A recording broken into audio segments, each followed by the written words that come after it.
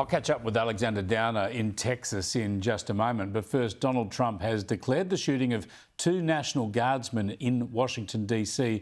a terrorist attack, revealing the suspect is an Afghan national who entered the country under the Biden administration in 2021. Trump also announced a crackdown on all illegal migrants. We must take all necessary measures to ensure the removal of any alien from any country who does not belong here or add benefit to our country. If they can't love our country, we don't want them. Trump's also sending another 500 troops onto the streets in D.C. And as I put to Alexander Downer, the US president is using the attack to scale up his response on illegal immigration and public safety in major cities. Yes, well, I suppose in the circumstances that's understandable, and the American public, not all of them, of course, but a sizable percentage of the population will agree with him. I mean, the problem that the Americans have and the British have, and to some extent we have, is that people migrate to our countries, but they don't migrate with a view to embracing our values and our system, including our legal systems. They want to try to bring the horrors of the countries they've left with them. So I think people feel that very strongly in America. There's no doubt about that. And in the UK, you get the same sentiment, perhaps less so in Australia. But this will have triggered a huge public reaction. There's no doubt about it. Some migrants, of course, you're referring to. The overwhelming majority of migrants come in and do accept and embrace the national values. And the great challenge for any government, but now confronting the Trump administration, is working out which of the immigrants, whether they're legal or illegal, are embracing the values or which wish America harm.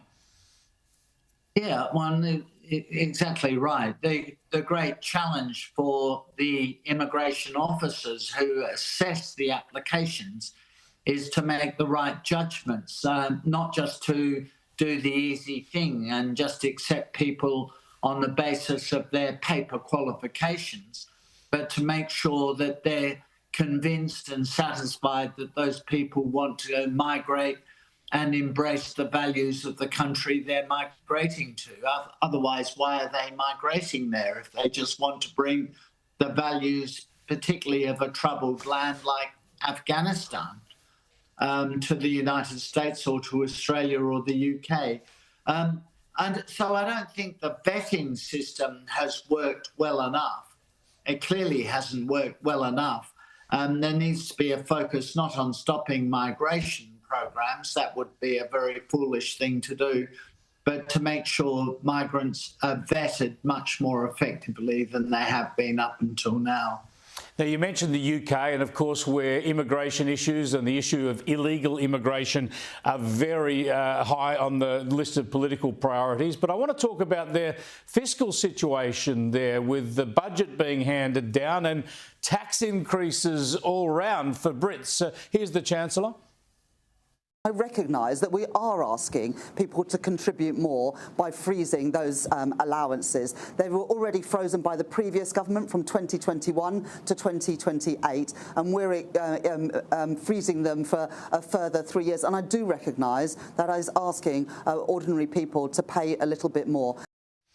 Asking British taxpayers to pay a little more. Now, the reason I want to get your assessment on what's happening there, Alexander, is whether it's a portent of things to come in Australia, where, of course, we have massive deficits, massive debt, inflation still running out of control. Should we worry that we're heading in the same direction? The Australian government has the same, if you like, ideology as the British Labor government. There's no doubt about that. There is an obsession with expanding entitlements, payments to people, expanding eligibility without taking into consideration the cost of doing these things. I mean, it's all very well if the economy is growing robustly, if business is investing heavily and making substantial profits from their investments, driving economic growth. it's all very well for governments then to tax them and spend money. But the exact reverse is happening here in the UK, and as it is in Australia. Growth has almost ground completely to a halt. The government has continued to spend more and more money, and so they either borrow the money or they increase taxes. At some point, the markets will jack up and make it very difficult for them to borrow money, very expensive to borrow the money, so they have to increase taxes. And the trouble with that is this is a doom loop. As they increase the taxes, they slow down the economy still more. They slow down the economy, they slow down the revenue that they could otherwise get from high rates of economic growth, and yet they continue their spending. This is a formula that was tried in the 60s and the 70s in the UK. It failed then, and not surprisingly, it's failing now. And those who don't learn the lessons of history, as Winston Churchill said, are doomed to repeat the mistakes of history. And that is exactly what you're seeing in the UK, and it's happening in Australia. Slowly, but the same thing is happening in Australia. Spot on, Alexander. Oh, for a smaller government agenda. We will see where it all unfolds. Thanks for joining us again. It's a pleasure, Chris.